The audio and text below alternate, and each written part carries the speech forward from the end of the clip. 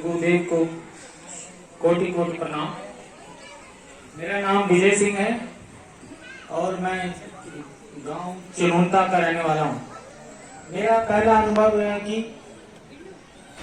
मैं एक जानवर से इंसान बना हूं, क्योंकि मैंने अपनी पूरी जवानी में 25 साल तक मैंने खूब शराब का सेवन किया, मांस मदिरा बहुत इसका मैंने सेवन किया। लेकिन जनवरी 2021 को मैं गुरुद्वार आया था, जिसके लिए मेरी पत्नी ने मुझे बोला कि आपने जिंदगी भर हमारी कभी सुनी नहीं, लेकिन हमारी उम्र तो अभी ढलती जा रही है, जवानी निकलती जा रही है, ये कब तक ये नशे इसमें डूबे रहोगे, बच्चे जवान हो रहे हैं। तो जिसको लत लग चुकी है वो कहाँ समझने वाला, बहाने लगा लोगों के मैंने कुछ ना कुछ, मुझे ये दुख हो गया, मुझे ये दुख हो गया। बोला दुख तो मुझे भी होते हैं, मैं भी पीने शुरू कर दूं क्या। उसकी बात सुनकर मैं जनवरी 2001 को जिस दिन गुरुजी के द्वार में आया, और मैं इतना पियक्कड़ था ना कि मुझे पानी की जगह शराब ही चाहिए होती थी। और मैं गुरुजी का इतना शुक्रगुजार हूँ, जिस दिन मैंने इनके द्वार पर पहला कदम अंदर रखा था, उसके बाद मैं घर गया। शाम को तो मुझे पता ही नहीं लगा कि शराब मैंने आज पीनी है कि नहीं पीनी है। 2 दिन 4 दिन 10 दिन हो गए। मेरी पत्नी बड़ी एक दिन मुस्कुरा रही थी। बोला क्या हुआ? बोला अभी कुछ याद नहीं आ रही क्या? मैंने किस चीज की? बोला आपने तो इतनी शराब पिया, आपको इतनी दवाइयां हमने खिलाई, तब नहीं रुके। तब मैंने, क्योंकि मैं पाठ निरंतर गुरुजी का दिया हुआ मैं करता हूँ, कभी कभी तो सुबह नहीं कर पाता हूँ क्योंकि ड्यूटी पे जाना होता है, बहुत से काम सुबह निपटा के ही जाना होता है, लेकिन शाम को घंटा 1.5 घंटा मैं जरूर करता हूँ। सबसे बड़ा फायदा ये हुआ कि मुझे उससे जो मेरे अपने खर्चे थे 10 से 15 20 25 हजार रुपए की शराब में अकेला पीता था। परिवार वालों को बोलता हूँ कि आप, मैं सर्विस करता हूँ 50-60 हजार रुपये लेता हूँ, अगर मैं 25 हजार खुद खा जाता हूँ तो आपको क्या फर्क पड़ रहा है? जिस बैल को जोतते हो खेत में उसको खिलाओगे नहीं, तो बोला खिलाओगे क्या, शराब थोड़ी पिलाएंगे। लेकिन मैंने ये छोड़ दी, आज मैं सुखी हूँ। वो पैसे 20-25 हजार रुपये वो मेरे पास बचे हैं। मेरे तो कभी कभी तो ऐसा होता था कि नहीं, घर वालों ने मेरे को पैसे देने बंद कर दिए, क्योंकि मैं, पत्नी घर की लक्ष्मी होती है। और मैं जब से सर्विस कर रहा हूँ, जब से मैंने शादी की है, जितने भी पैसे या कोई भी लेना देना वो इसी के हाथ है। मैंने कहा जहां खर्चने हैं, जितने खर्चने हैं खुद खर्च, लेकिन मेरे जो मैं खर्चूंगा मुझे पूछना नहीं। लेकिन मैं आज गुरुजी की दया से इतना सुखी हूँ, वो पैसे मेरे पास बचे हैं, आज मैं किसी का मदद कर सकता हूँ। जबकि मैं लोगों के आगे कई बार तो हाथ फैलाता था, मैंने कहा दे यार 500 रुपया, पे मिलेगी तो दे दूंगा। अब ये ऐसा नहीं है। और दूसरी बात, मेरी पत्नी 2015 से कैंसर की पेशेंट थी, उसकी लगातार बहुत खराब हालत थी। तो जब से गुरु जी से हम जुड़े हैं वो बिल्कुल स्वस्थ है, उसका बिल्कुल शरीर अभी पूरी तरह ठीक है। डॉक्टर ने कहा कि अब ये खतरे से बाहर है, और वो आई भी हुई है। और सबसे बड़ी यही है, मतलब कि हम कई बार, अभी मेरे जो साथी हैं, जो मेरे साथ पियक्कड़ साथी थे, वो अभी शायद सुधरे नहीं है। वो मुझे बोल, मैं उनसे कट रहा हूँ लेकिन कट नहीं पाता। इंसान एक क्या है, सामाजिक प्राणी है, उसको हर जीव, हर प्राणी की जरूरत है। मेरा भाई अगर शराबी हो, वो क्या करूंगा? फेंक दूंगा उसको? क्या उससे संबंध तोड़ लूंगा? नहीं। या मैं उससे उस जैसे बन जाऊंगा? नहीं। इसीलिए कबीरदास जी ने कहा है कि कबीरा तेरी झोंपड़ी कल कटियों के पास, जो करेंगे सो भरेंगे, तू क्यों होवे उदास। इसलिए कौन क्या कर रहा है उससे हमें मतलब नहीं है, हम क्या कर रहे हैं इससे हमें मतलब रखना चाहिए।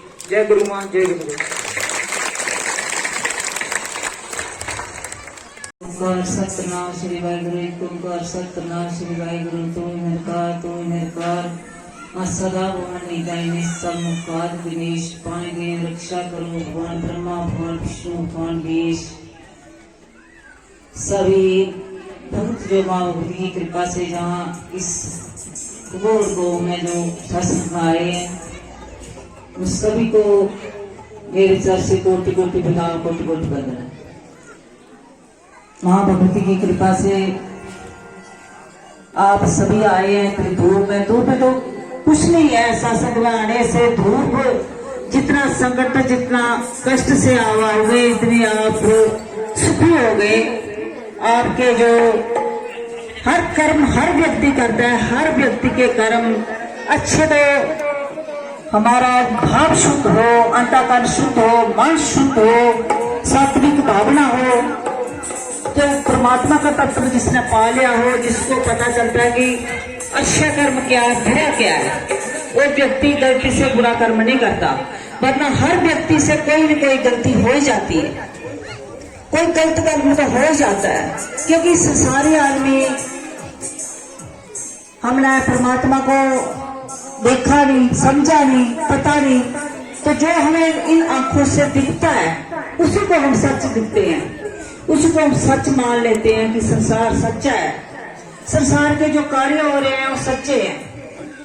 बाकी जो पता नहीं कि सच है भी कि नहीं, बोलते परमात्मा है और आगे जाना है, आगे के लिए कोई पूंजी बनाकर रखो। जैसे कि हम जहाँ के लिए व्यवस्था करते हैं, जब बच्चा पैदा होता है, उस छोटा 3 साल का होता है तो उसको स्कूल में डाल देते हैं हम पढ़ने के लिए। क्यों?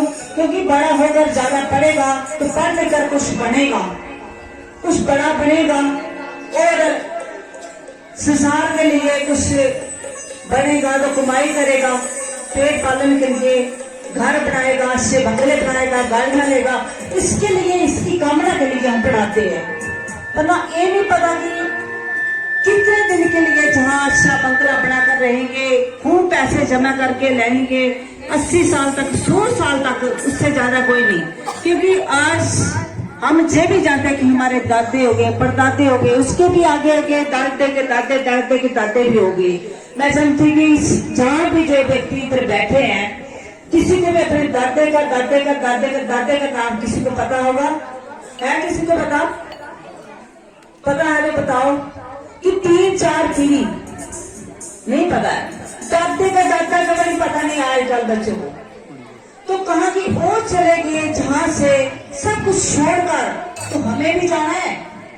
ये जहाँ की जमीन जायदाद, पैसा, बंगला, सब कुछ, ये शरीर भी जो जहाँ से हमें मिला है, इस संसार से मिला है, जिसको हम अपना मान लेते हैं कि ये मेरा है, उसमें आसक्त हो जाते हैं, उसको पकड़ लेते हैं, छोड़ते नहीं है कि ये मेरा है। थोड़ा सा बिगड़ जाए तो हम नाराज हो जाएंगे, क्योंकि मेरा कैसे हो गया।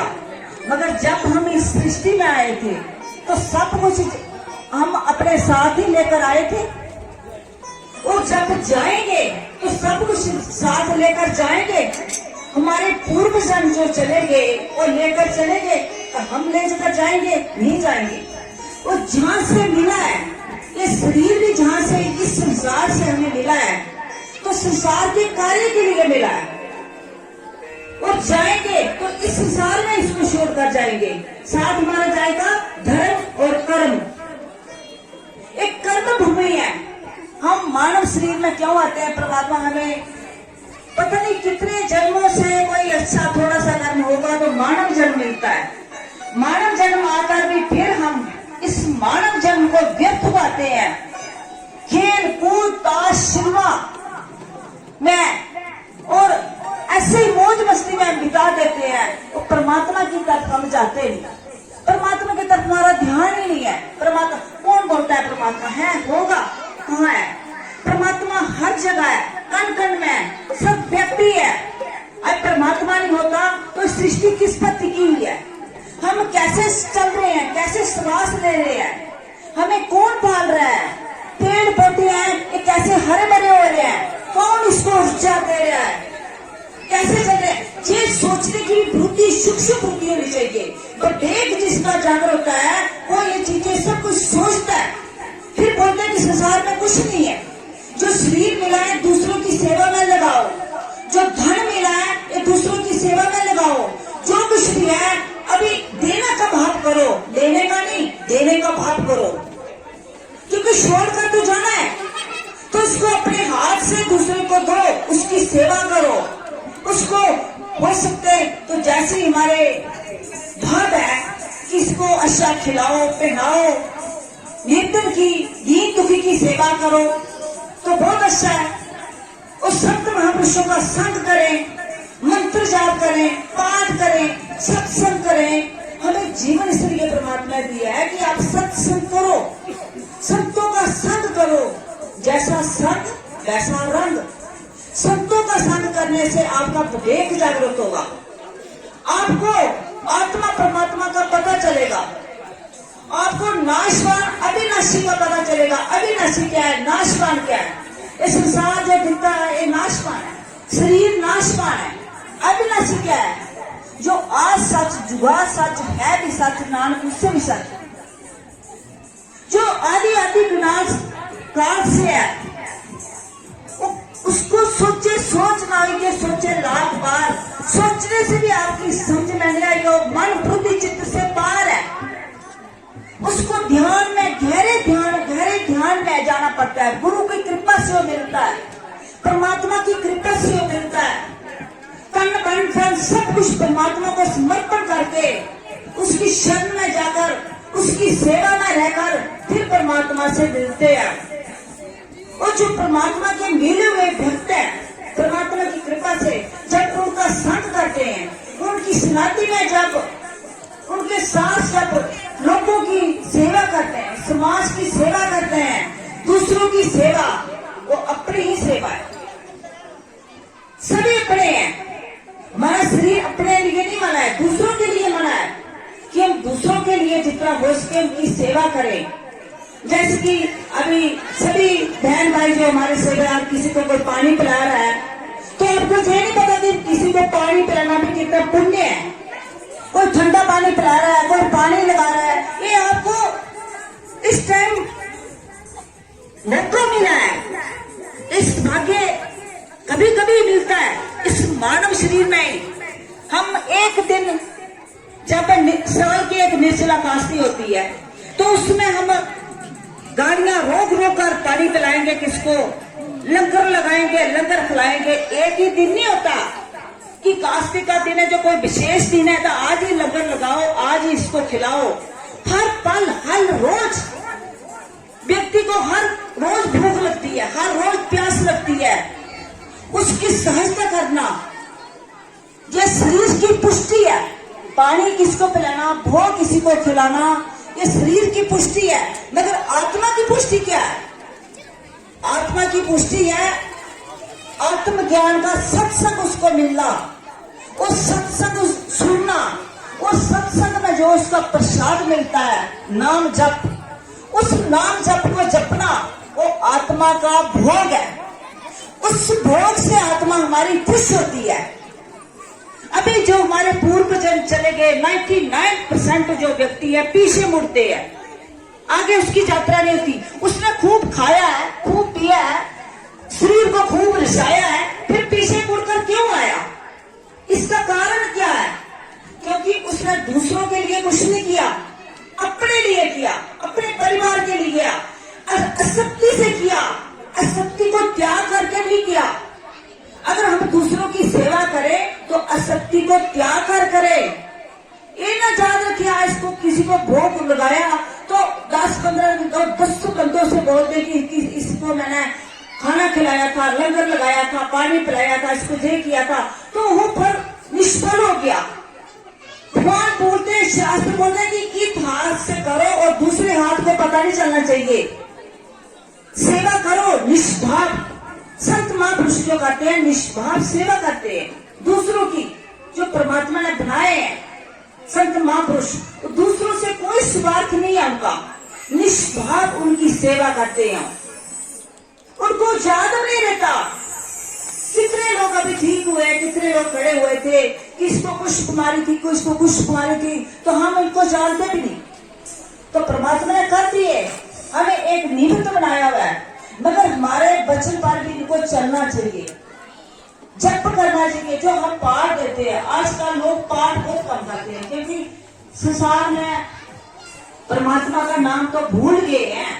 परमेश्वर को बुलाया व्यापन सभी रोग, सब रोगों की औषधि परमात्मा का नाम, सब रोगों का नाम है परमात्मा का नाम।